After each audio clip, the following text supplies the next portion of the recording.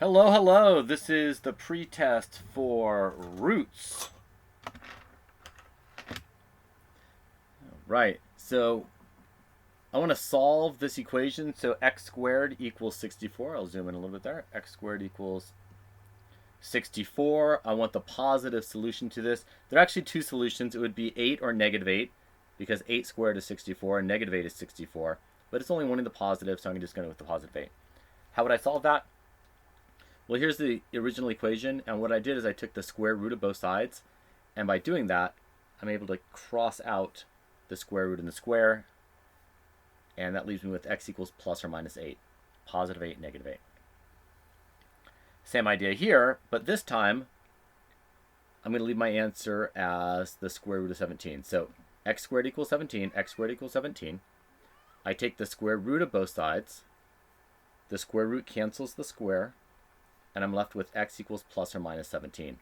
Why plus or minus? Because when I square a positive, I get a positive. When I square a negative, I also get a positive. Solve for x. This time, I have to simplify it down. So I have x squared equals 75. X squared equals 75. I take the square root of both sides, square root of both sides. The square and the square root cancel out. So I'm left with x equals plus or minus the square root of 75. I break down that 75 into a 5 times a 5 times a 3. 5 times 5 is 25, times 3 is 75. This pair right here, this is actually 5 times 5, which is 25. Square root of 25 is 5. So I take that pair and I bring it out in front. So it's 5 square root of 3. Remember the plus or minus? Oh, you can't see what I'm doing. Plus or minus, because both the positive answer and the negative answers exist. We're going to fully simplify this fraction. Well, first thing I did, I can actually write this as one big square root like this, 48 over 3. 48 divided by 3 is 16, so I'm really just taking the square root of 16, which is 4. Find the positive solution to this one. Well, I have x squared equals 576. I take the square root of both sides. The square root cancels the square. So x equals the square root of 576, which is 24. It'd actually be plus or minus 24.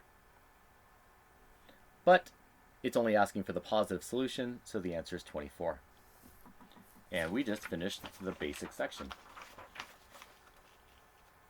Now we're going on to proficient. Solve this. This is the x cubed equals 64. So to find a cube, I actually use a cube root. So I'm taking the cube root of both sides. The cube root cancels the cube. And I'm looking at the cube root of 64. Cube root of 64 is 4. That's because 4 times 4 times 4 is 64. We're going to solve both of these. So if x squared equals 1 over 16, we know that x would then be, so if I could do it like this, I go x squared equals 1 over 16. Taking the square root of both sides, x equals plus or minus 1/4, because the square root of 16 is 1/4. Same idea here. If I have an x to the third, I'm going to take the cube root of both sides.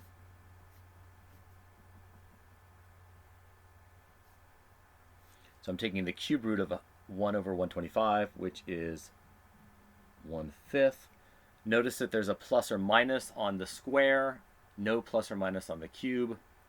That's because squares actually have two answers and cubes only have one. We're going to solve the cube root, x cubed equals 200, so I'm taking the cube root of both sides. The cube root cancels the cube. And now I'm looking to find the cube root of 200. I break it all the way down. 2 times 2 times 2, that's 8. 5 times 5 is 25. 8 times 25 is the 200. And since I'm finding the cube root of it, I need to look for triplets. Well, there's a triplet right there. 2 times 2 times 2, which is 8. Cube root of 8 is 2.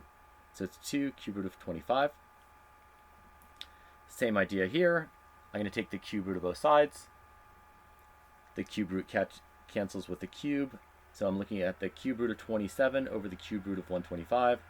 Cube root of 27 is 3. Cube root of 125 is 5. That's our video. Thanks for watching.